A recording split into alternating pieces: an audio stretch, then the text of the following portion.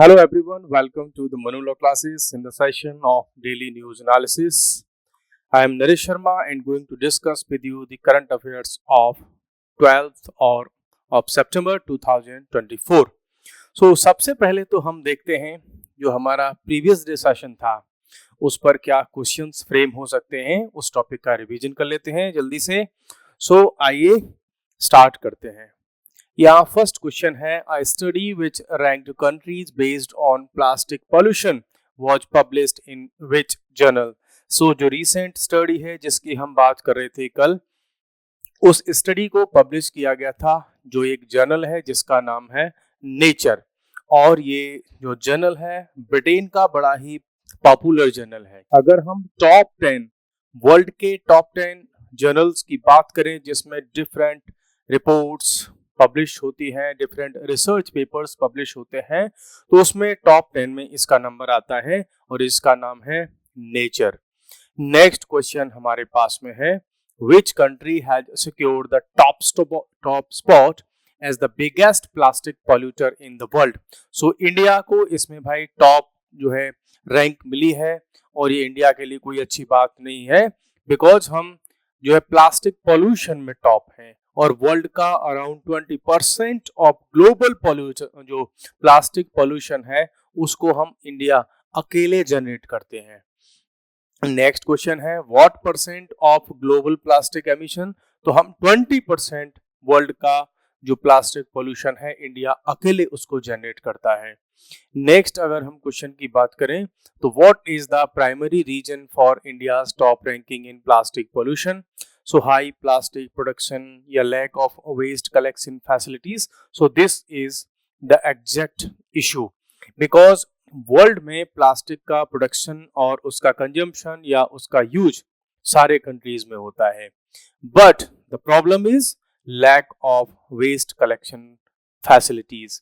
Means हम plastic का production करते हैं, उसका यूज करते हैं, बट आफ्टर दैट यूज हमारे पास उस प्लास्टिक को रिसाइकल करना, उसका कलेक्शन करना, ये हमारे लिए एक बड़ा चैलेंज है। इसीलिए हमें चारों तरफ हमारे रोड्स पे, रिवर्स में, सीवरेज सिस्टम में, आपको फील्ड्स में, हमारे ओशियन बीचेस पे, सब जगह हमको प्लास्टिक पोल्यूशन दिखाई पड़ता है।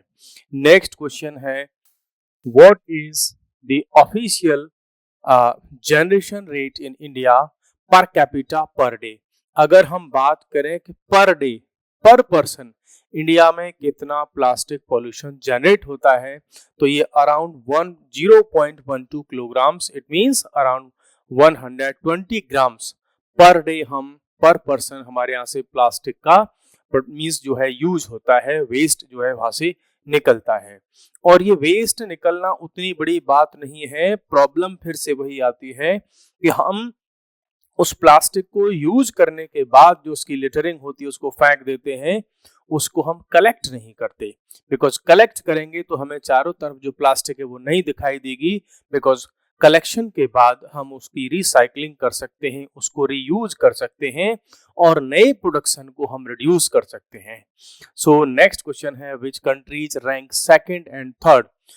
प्लास्टिक पोल्यूशन में वर्ल्ड की रैंकिंग में सेकंड और थर्ड पर आते हैं आपके Nigeria and Indonesia respectively. Nigeria जो है सेकंड नंबर पे आता है और इंडोनेशिया है वो थर्ड नंबर पे आता है वर्ल्ड में प्लास्टिक के पोल्यूशन में। नेक्स्ट क्वेश्चन की हम बात करते हैं, how many countries contribute to roughly 69% of the world's plastic waste emission। World में जो जितना भी प्लास्टिक पोल्यूशन जनरेट होता है, प्लास्टिक एमिशन होता है, उसमें से 69% जो प्लास्टिक पोल्यूशन है अकेले 20 कंट्रीज कर देते हैं। मींस 69% में ओनली ये 20 कंट्रीज प्रोड्यूस करते हैं और बाकी का जो रिमेनिंग 100 में से बचा हुआ है वो सारे के सारे बची हुई नेशंस के हिस्से में आता है। इट मींस ये जो 20 कंट्रीज हैं, मैं कह सकता हूं, आप कह सकते हैं कि वर्ल्ड में सबसे ज्यादा अगर कहीं प्लास्टिक पोल्यूशन के लिए कोई रिस्पॉन्सिबल है, so only these 20 countries are majorly responsible. Otherwise वो जो बची हुई कंट्रीज हैं वो प्रोडक्शन, कलेक्शन, रिसाइकलिंग, जो जो प्लास्टिक का पॉल्यूशन उसके लिए रिस्पॉन्सिबल है, but at minor level. Next question है, how many high income countries are ranked in the top 90 plastic polluters में। अगर हम टॉप रैंकिंग कंट्रीज की बात करें, उसमें भी टॉप 90 कंट्रीज की हम बात करें, तो उसमें हमारे पास एक भी कंट्री नहीं आता, 0 कंट्री। इट मींस जो हाई इनकम कंट्रीज हैं उनके यहाँ ऐसा नहीं है कि प्लास्टिक का पोल्यूशन नहीं है, प्लास्टिक का पोल्यूशन है, बट उनके यहाँ उस प्लास्टिक का रिकलेक्शन होता है, उसका रिसाइकलिंग होती है, इसलिए वहां पर प्लास्टिक का पोल्यूशन इस लेवल पर नहीं होता है। आई होप देखो ये जो सिस्टम हमने स्टार्ट किया है कि जो भी हम डिस्कस करेंगे करंट अफेयर में, उसका कॉन्सेप्ट, उसके फैक्ट्स, उसका बैकग्राउंड, उसका स्टैटिक पोर्शन, उसका करंट पोर्शन, वो सब कुछ हम यहाँ पर टॉपिक में डिस्कस करते हैं। आई होप इस तरह के सेशन आपको पसंद आ रहे होंगे, और अगर आपको ये पसंद आ रहे हैं तो इसको शेयर करने से या लाइक करने से या कमेंट में आप अपना फीडबैक देने से बिल्कुल भी हेजिटेट मत होइए, बिकॉज आपके जो व्यूज हैं वो हमको पता चलते हैं, तो हम उसमें और इम्प्रूव कर सकते हैं और चीजों को चेंज कर सकते हैं। So it will be beneficial not only for you but also for us. So आप अपने जो व्यूज हैं उनको जरूर शेयर करें हमारे साथ में कि आप क्या सोचते हैं इन सेशन के बारे में। नेक्स्ट है, what was the largest emission source in the global north. क्या है ये ग्लोबल नॉर्थ, पहले तो ये समझ लीजिए। ग्लोबल नॉर्थ की जब हम बात करते हैं तो these are the developed countries of the world. It means हम वेस्टर्न वर्ल्ड की बात करते हैं, इसमें यूरोप की बात करते हैं, हम नॉर्थ अमेरिका की बात करते हैं, हम जापान की बात करते हैं, हम रशिया की बात करते हैं। सो जो नॉर्दर्न कंट्रीज हैं जो हाईली डेवलप्ड हैं, उन कंट्रीज की अगर हम बात करें तो उसमें लार्जेस्ट एमिशन को अगर आप देखोगे तो उनमें लार्जेस्ट एमिशन सोर्स क्या है, तो लार्जेस्ट एमिशन सोर्स उसमें लिटरिंग का है। मींस यूज किया और उसको कहीं भी थ्रो अवे कर दिया, कहीं भी उसको फेंक दिया, तो ये प्रॉब्लम नॉर्दर्न कंट्रीज में है। लेकिन इसका भी उनके पास में सॉल्यूशन है। क्या है वो सॉल्यूशन, कि इनके यहाँ पर उसको कलेक्ट करने का बहुत बढ़िया सिस्टम है। आपको ये जानकर के भी शौक लगेगा कि बहुत सारे एशिया से, अफ्रीका से, साउथ अमेरिका से, इन कंट्रीज से लोग यूरोप में और नॉर्थ अमेरिका में, इसमें स्पेशली कनाडा और यूएसए, इन कंट्रीज में जाते हैं और वहां पर लोग जॉब करते हैं जाकर के। और एक्चुअल में वो काम क्या करते हैं, जिसको आप कई बार यहाँ पे बोलते हैं ना कबाड़ी का काम, वो वहां जाकर के इस वर्क को करते हैं। और यहाँ पर आकर के आपको बता दिया जाता है कि हमारा लड़का तो वहां पर जो है यूएसए में रहता है, कनाडा में रहता है। एक्चुअल में बहुत सारे लोग जो अनएजुकेटेड है, लेबर क्लास जो वहां पे है, वो मोस्टली ऐसे ही काम को वहां पे करते हैं, और उनको इस लिटरिंग वाले काम को कलेक्ट करने से, इस प्लास्टिक को, इस वेस्टेज को कलेक्ट करने से अच्छी खासी इनकम होती है। मींस इंडिया से अगर आप कंपेयर करोगे तो वहां पर इनको इस काम में बहुत अच्छी खासी इनकम होती है। इनके भी बड़े वहां पर बहुत अच्छे खासे नखरे हैं कि आपको अगर कुछ आपके घर से कुछ वेस्ट निकला तो आप यूं ही कहीं फेंक नहीं सकते। आप फोन करोगे, कबाड़े वालों को बुलाओगे, और या फिर ऑनलाइन एप्लीकेशन मींस जो ऐप आते हैं उनके थ्रू आप रिक्वेस्ट डाल सकते हो कि हमारे यहाँ से कबाड़ा ले जाइए। फिर वो आएंगे, आपसे पैसा भी लेंगे उल्टा, और फिर आकर के वो वहां से कलेक्ट करके लेकर के जाते हैं। सो देखिए, अब अगर उनको वेस्ट कलेक्शन का पैसा मिल रहा है तो फिर आपको दुनिया में कहीं वेस्ट दिखेगा? नहीं दिखेगा। इंडिया में क्या है, जो लोग वेस्ट कलेक्शन करते हैं उनको मींस बहुत ज्यादा रिस्पेक्ट नहीं मिलता, उनकी कोई हेल्प नहीं करना चाहता, जबकि एक्चुअली में वो बहुत अच्छा काम कर रहे हैं कि सोसाइटी में से जितना वेस्ट है उसको वो कलेक्ट कर रहे हैं। सो ये चीज हम इंडिया में भी सोच सकते हैं। तो what was the largest emission source in the global north, ये क्वेश्चन हम कर चुके हैं। What was the dominant source of plastic emissions in the global south? अगर हम साउथ की बात करें तो साउथ में प्रॉब्लम है हमारे यहाँ अनकलेक्टेड वेस्ट की। मींस लिटरिंग तो हमारे यहाँ पे भी है, लेकिन प्रॉब्लम है कि हमारे यहाँ उसको कलेक्शन नहीं किया जा रहा, तो रिसाइकलिंग तो कहाँ से होगी। Next question, what is the goal of the global plastic treaty. Global plastic treaty हुई थी, उसका क्या गोल था? Increase plastic production? नो, नहीं हो सकता ये goal. Reduce greenhouse gas emissions from plastic? हाँ, ये उनका गोल है हमारी इस प्लास्टिक ट्रीटी का, कि ग्लोबल लेवल पर हम प्लास्टिक के प्रोडक्शन से, उसके कंजम्पशन से, उसके रिसाइकलिंग से जो ग्रीन हाउसेस गैसें इमर्ज जो है एमिट होती हैं उनको हम कम कर सकें।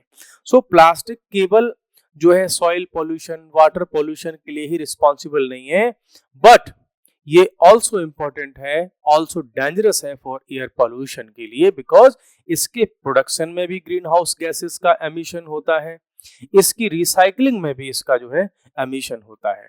नेक्स्ट क्वेश्चन है, which of the following is not a finding of the study.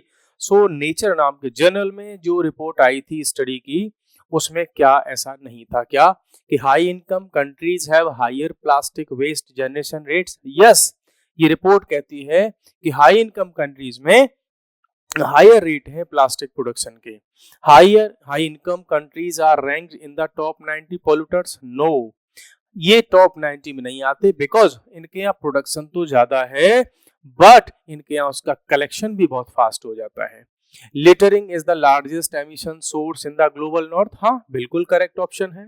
Uncollected waste is the dominant source in the global south? Yes, ये भी करेक्ट जो है करेक्ट आंसर है। Which of the following is caused by plastic burning? तो plastic burning के द्वारा क्या होता है? Water pollution, sound pollution, air pollution, all of the above. So actual में यहाँ पर हम जो प्राइमरीली हम बात करेंगे तो वो एयर पोल्यूशन होगा। हालांकि इस प्लास्टिक के बर्निंग से या उससे, या वो फिर अगर वाटर सोर्सेज में रहता है तो वाटर पोल्यूशन भी होता है, लेकिन इसमें से हमको जो एग्जैक्ट ऑप्शन है या जो ज्यादा करेक्ट है उसको हम सेलेक्ट करेंगे तो एयर पोल्यूशन आ जाएगा। नेक्स्ट क्वेश्चन है, चूज अ बायोडिग्रेडेबल सब्सटेंस। इनमें से देखो मैंने कुछ साइंस के क्वेश्चन भी इसमें डाले हैं जो प्लास्टिक से रिलेटेड है। कैसे कि चूज अ बायोडिग्रेडेबल सब्सटेंस, कि thermoplastic, thermosetting plastic, PVC pipes, none of the above. इनमें से कोई सा भी ऐसा सब्सटेंस नहीं है जो बायोलॉजिकली डिग्रेड हो जाए। क्यों? ये सारे किसी न किसी फॉर्मेट में प्लास्टिक के टाइप्स हैं और इनको कोई भी बैक्टीरिया, कोई भी फंगस, ये सब इसको बायोलॉजिकली डिग्रेड नहीं कर सकते। सो ऑप्शन इसका डी करेक्ट हो जाएगा।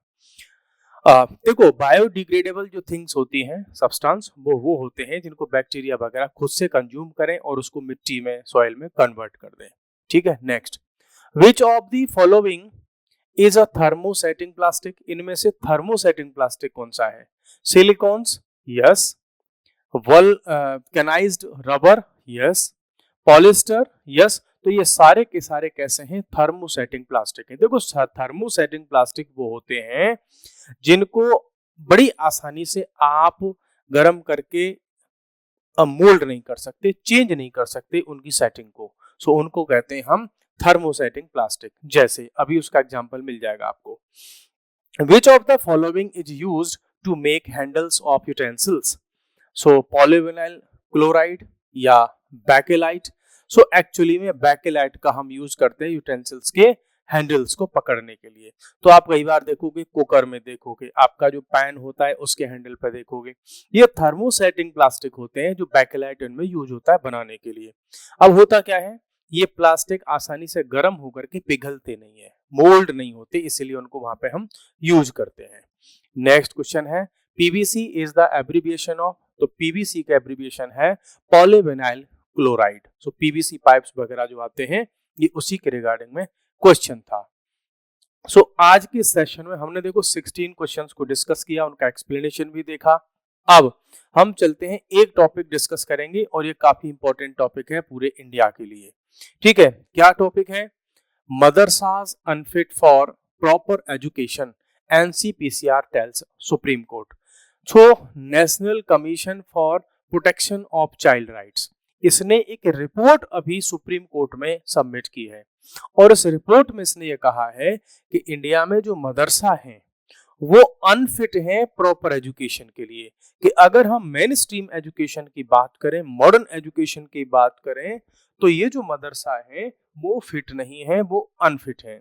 क्या क्या इस रिपोर्ट में इन्होंने कहा है, इन पॉइंट्स को हम देख लेते हैं। ठीक है, सबसे पहली बात जो एनसीपीसीआर करता है वो ये कहता है कि देखो NCPCR highlighted issues of curriculum, eligibility of teachers, opaque funding and others. इसका ये कहना है कि देखो जो मदरसाज हैं उनका जो करिकुलम है, सिलेबस है, वो मॉडर्न नहीं है, अप टू डेट नहीं है। उसमें जो टीचर्स हैं उनकी एलिजिबिलिटी कि आप जब वहाँ टीचर्स को रिक्रूट करते हैं तो वो भी ओपेक है, और उनकी जो फंडिंग है उसका भी पता नहीं होता।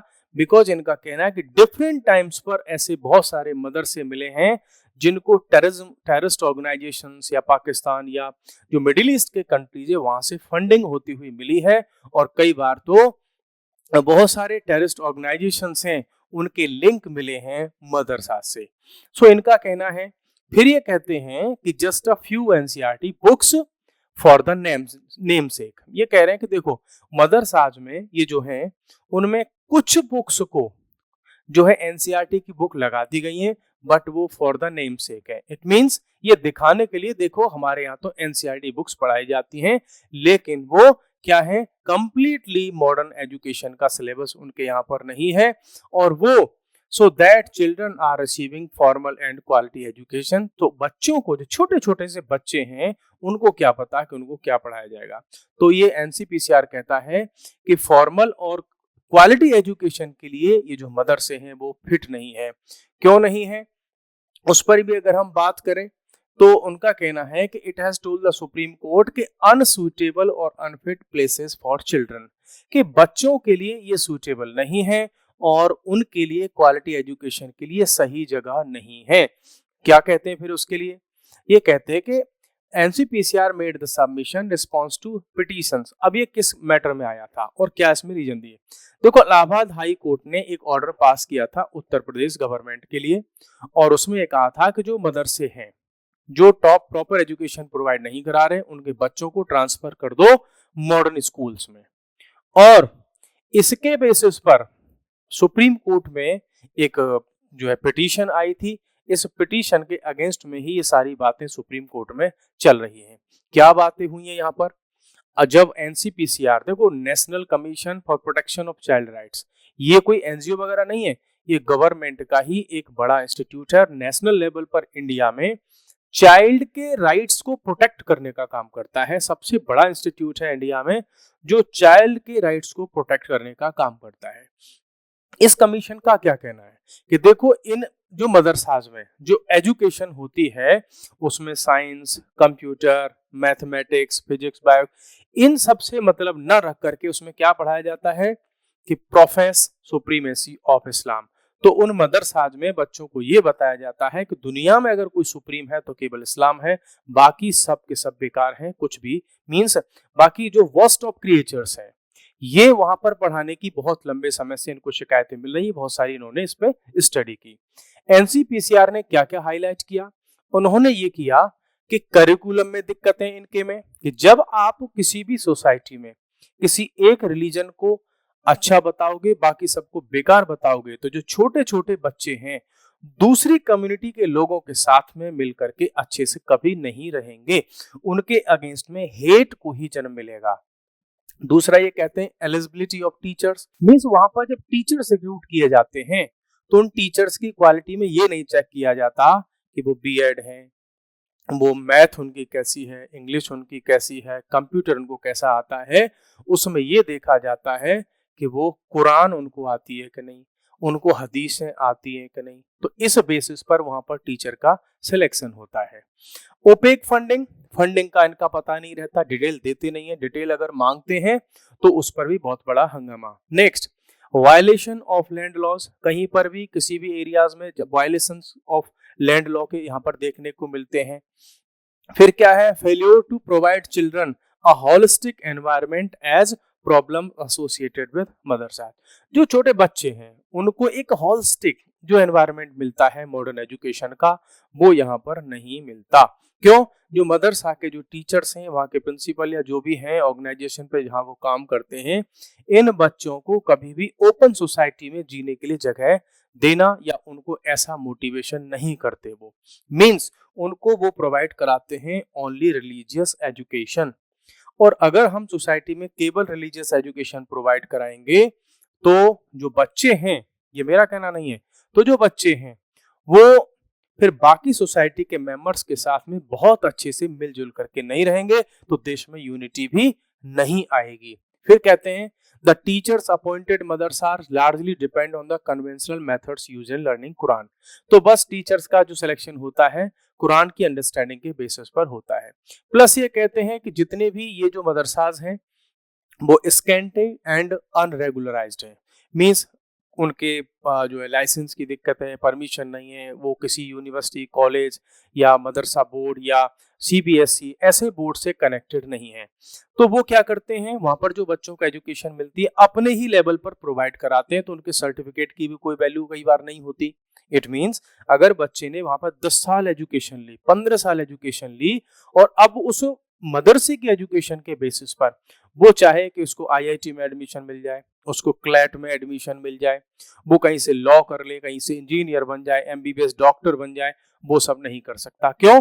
क्योंकि वो जो मदरसा एजुकेशन में उनको सिखाया गया वो चीजें नहीं सिखाई गई जिससे कि बच्चे मेन स्ट्रीम सोसाइटी में आकर के और अपना कुछ कंट्रीब्यूशन दे सकें, बिकॉज वहां पर उनको जो पढ़ाया गया वो रिलीजियस एजुकेशन उनको दी गई।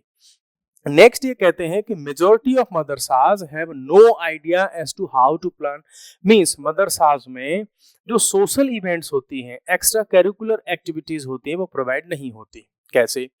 बहुत सारे स्कूल्स में, कॉलेजेस में, जैसे आप में से बहुत सारे स्टूडेंट्स कहीं जब दिल्ली यूनिवर्सिटी में पढ़ो, इलाहाबाद यूनिवर्सिटी में पढ़ो, एनएलयू बैंगलोर में पढ़ो, आपको फील्ड विजिट कराई जाती है। कोई कभी आपको कोर्ट में ले जाएंगे, कोई आपको आर्मी के हेडक्वार्टर्स वगैरह में वहाँ ऑफिस में लेकर के जाएंगे, आपको स्पोर्ट्स के सेंटर्स पर लेकर के जाएंगे, स्पोर्ट्स की एक्टिविटी करवाएंगे, इंडिया में कई जगह पर आपको ट्रेवल कराने के लिए ले जाएंगे। लेकिन मदरसाज के उन बच्चों को ऐसी किसी फील्ड ट्रिप के लिए नहीं ले जाया जाता, ठीक है, और उनको इन चीजों की भी प्लानिंग वहां पे नहीं होती। फिर ये कहते हैं कि it is not helping children, means बच्चों के एडवांसमेंट में इससे कोई हेल्प नहीं हो रही है। वो सब कुछ क्या सीख रहे हैं? कन्वेंशनल चीजें ही सीख रहे हैं।